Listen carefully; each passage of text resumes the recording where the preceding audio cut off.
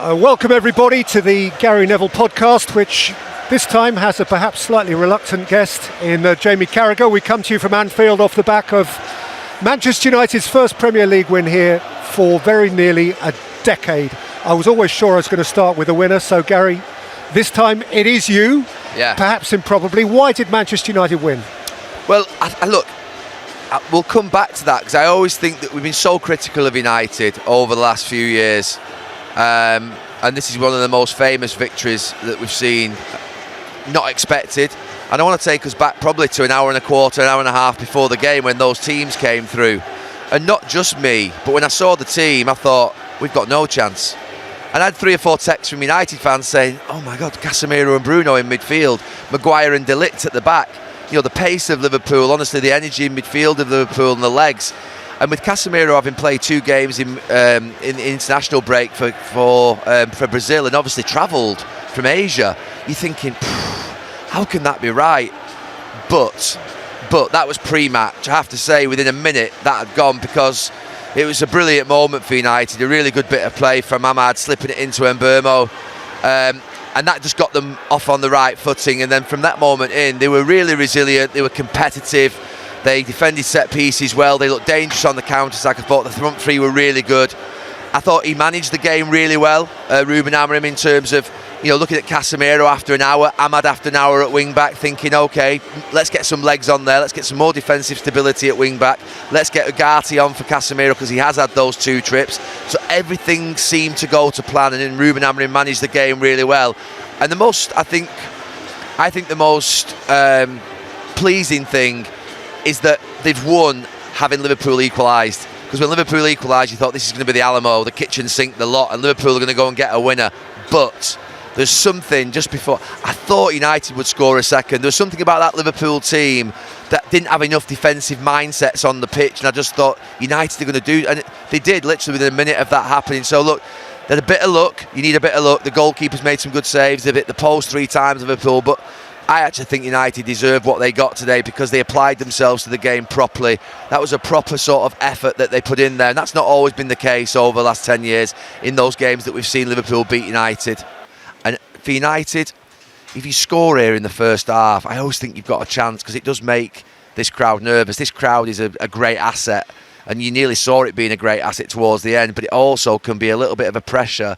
If obviously the away team score and United scored early, and it really gave them confidence. And I was really, look, there have been times where I've not been proud of United in the last 5-10 years, because I think they've fallen well short in matches, but I thought they showed a spirit and a heart today. Is there something in Manchester United, when I think of Amorim, and listen, it's one result, and we can't disguise it's been really poor since he's come in, and in some ways it probably couldn't have got any worse in terms of the games they've won, losing that cup final to Spurs, even the start of this season. But I just think twice he's come to Anfield. I think he's been to Man City and won. Fortunately, I think they've been to Arsenal maybe once, somewhere maybe in a cup game or something. And we talk about the system a lot, and one of the reasons why I don't think it suits a club of Manchester United is because I don't think it's a system that puts you on the front foot and you can get after teams. But maybe when you're the team who are not expected to go and win the game, it can be a difficult system to sort of break down once you get into that back 5 and that 4 in front. And we question that 4 in front at times. But when you're at home, the attacking players think, well, I should be up this pitch. I'm not really going to get back and tuck in and defend. But Mason Mount's picked for that role today. And it is a difficult sort of nut to crack for any team. That's why Crystal Palace have joy. Because Crystal Palace are a team who are not seen as the team who've always got to take the game to the opposition. They can sit there. And more often than not, games that they go into, they're not expected to win, or they're sort of, a mid-table team, and he's getting more out of them because of that.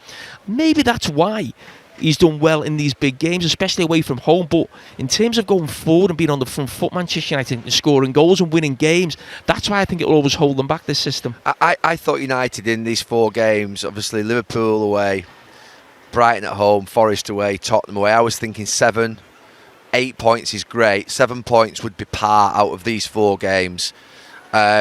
Now there's a real chance, and they should be thinking to go and get 10 points out of these 4 games. That would get them back up in, I think, to the top 6, and that's what I think they need this month. But let's be clear what we thought before the game. I thought if United lose here today, which they're more than likely to do when I saw the team sheet, I'm thinking Ruben Amorim's going to be going into that Brighton game under real pressure with Forest and Tottenham to come. This is a complete turnaround game, this. But it has to be something that they don't go and they can't get carried away with this now. They've got a week before Brighton. They have to go and beat Brighton next Saturday, or else it becomes something that sort of lessens what's happened here today. They've got a kickstart, springboard from what they've done here today. Because to win at Anfield is special in any season. This is a bloody tough place to play. To win here is the hardest ground, honestly, and to win here tonight, they should be really proud because it's a big achievement. But they've got to kick on from here. I just listen. We're seeing pictures here, Harry Maguire, and of course you'll know I'm absolutely devastated with this result. But I think if anyone is going to get a winning goal here, and he almost got the winning goal last season, I must say, out of that dressing room I'm looking at, I'm probably pleased it's him, because the amount of criticism that lad's taken, and that's the nature of being, at one stage he was the captain of Manchester United, and Manchester United are a fantastic club and have huge standards, and of course, listen, it hasn't happened for him in terms of, his price tag and coming to the club, but that's something he'll always remember, and he'll always be remembered for Manchester United fans for getting the winner at Anfield. So if someone was going to get the win, I'm probably quite pleased, because that lad has been through a lot, and it can't have been easy what he's gone through over the years. So and you know what, he always fronts up. He's always in that team. He could have moved a couple of times. He can get away from the limelight, go to a lesser club. You're not in the spotlight as much, but he hasn't. He's been there, for Manchester United. He's there. He doesn't play every week, so if it's going to happen, fair play to him. Yeah, no, there is a lovely human element to that, Jamie, and I'm glad you brought it up. And actually, Harry Maguire's an example of a player who could be scarred by the experiences he's been through. And the Manchester United team as a whole could be pretty scarred. I appreciate, even as a non-player, that scoring after a minute helps in terms of confidence. But didn't they look surprisingly confident today? Didn't the selection seem to work out? Didn't Cunha and Burmo and Mount work together? Peter, absolutely. I thought the front three played well. I thought Casemiro and Fernandes in midfield probably had the best game that they could have had together. I think, honestly, I was really worried about that. I always worry when De Ligt's in that right channel with Maguire at centre-back. I always think there's not enough pace in there, but I thought there's a few problems with Gakpo in this first half, but it was fine. I think for Harry Maguire, it was a really good day for him. I think both De Ligt and him both want that central defensive part. But like you say, they've got to go from today and think, right, I don't think they should be celebrate tonight in a sense of celebrating and thinking how proud you should be to win it. But I hope, as they get on that bus, I hope there's a mindset of, right, come on, this is it. We're not going back there again. We're not going back into that bottom half of the table. They've just gone into the top half of the table, I think, to 9th. And I think if they win next week, they've got to start thinking of pushing up the league, because they've got to get to a point whereby there's stability at the club. The only way there's going to be stability is through winning football matches. So, look, it's a great day for Manchester United. I think Maguire and all of them should be proud of how they played. They really did a good job here. And, yeah, I was surprised at the levels they got to today. But let's see it again next Saturday night against Brighton. Yeah. Yes, I'm joined by Matheus Cunha after a monumental victory against bitter rivals Liverpool. Just how did that feel to get that victory here at Anfield in the style and nature that it happened? Wow, unbelievable! No, the feeling is such amazing. Everyone in the locker room have like this feeling now. Wow, we win the biggest derby in England. And now I think the most important is keep going, keep this feeling, and keep this character to keep winning the games, and then show everyone what we need to do in the league. John O'Shea is one of the pundits in the studio, and he's been very, very impressed with your performances. I know obviously goals will come, but your link-up play, and they were praising just the incredible link-up and the energy that you had covering every blade of grass, particularly in the last kind of 20 minutes or so. How pleased are you with your own performance today? Well, thank you very much to him. Of course, I think the most important is help the team. It's easier to say it's my dream club and be here, and then try everything to put the club in the way to show everyone we want. Have like this little participation to help.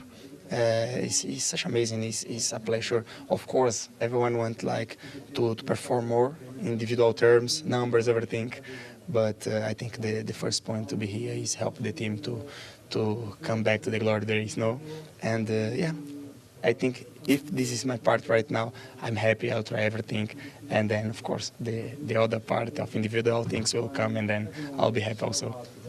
You seem like a very happy character, and obviously you've just come away from an incredible victory. But how difficult is it as a player when there's just so much noise? It's a huge club, Manchester United, and obviously statistics like no back-to-back Premier League wins. You've got Brighton next, such an important game. How hard is it to keep going with all that noise? Honestly, I always try to say and try to live like that. For me, it's a privilege. I always dream to be here. So I'm religion. I ask God to be here, and now I cannot be here. And then thinking about the bad things, I need to always keep going to have this privilege.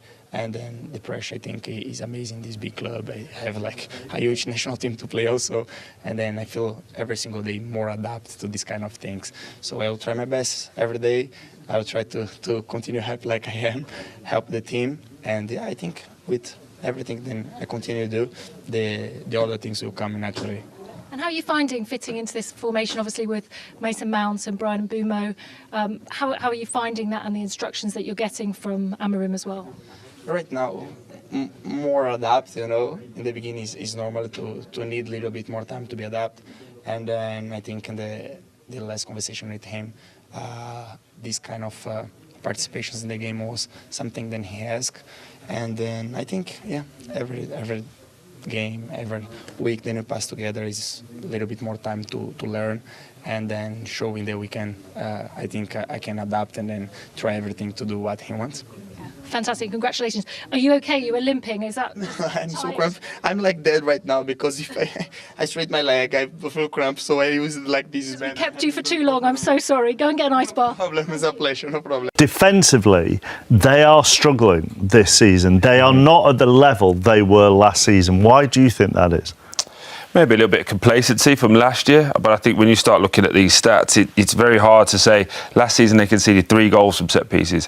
Three goals in general. 11 goals from this season already. 5 from set pieces. It's just not 2 clean sheets as opposed to 5 all of last year. It just feels like it's a little bit disjointed. Have they been a little bit upset in the transfer market, not getting all the business that they want to do? We're speaking about how much business they've done. Still wanting Mark Gahey in there, didn't get him in. A lot of players have been injured. Kirkes hasn't been great. Alisson going down. I just feel it's a bit disjointed at this moment in time. Because they have all these options further forward.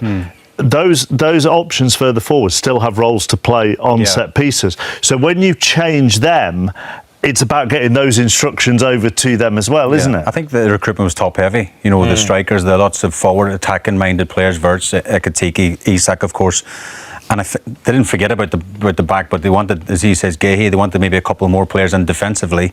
But again, if these forward players we're looking at here on the screen, their job is to defend as well. You defend from the front, and maybe Arne Slot is just looking for that perfect formula. He's trying different players in different positions, but again, that's not great either, chopping and changing. These players have to work back to protect the likes of Van Dijk and Konate at the back.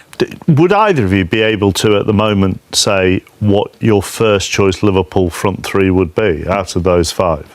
Not on current form, but I think Ekitike has to be involved. He's scoring, and for some reason he's come out to try and make other people fit in.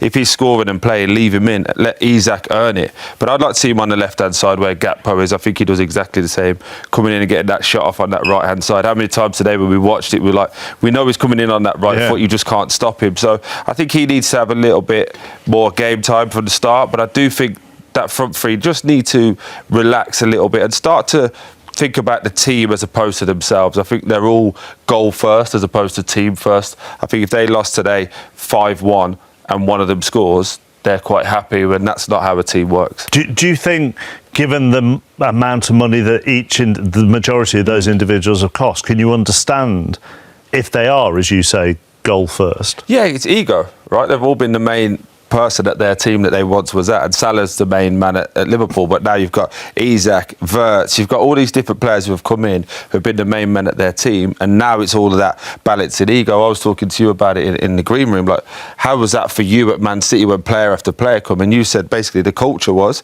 if you weren't good enough you got moved on. That's what Liverpool are now moving into, a space where if you're not good enough you'll just get moved on. Manchester United stunned Anfield with a gritty 2-1 victory over Liverpool, their first win there in 9 years. It was a performance built on discipline, resilience, and tactical clarity from Ruben Amorim's side. United struck first within a minute through Brian Mbeumo, capitalizing on Liverpool's sluggish start and setting the tone for a fierce battle. From then on, it was about structure and mentality. Amorim's team pressed selectively, defended compactly, and relied on fast transitions rather than possession dominance. Liverpool controlled much of the game, piling pressure on United's defense. Cody Gakpo's 78th minute equalizer seemed to restore balance, but United refused to crumble. Instead, captain Harry Maguire rose highest in the 84th minute to head home the winner, a moment of redemption and leadership that summed up United's spirit. Despite controversy surrounding a head injury to Alexis Mac Allister before the winning goal, United's focus never wavered. They absorbed Liverpool's late siege with composure, showing a mental strength rarely seen at Anfield. This win wasn't just about 3 points. It was a statement that Manchester United, under Amorim, are rediscovering their fight, identity, and belief on the biggest stages.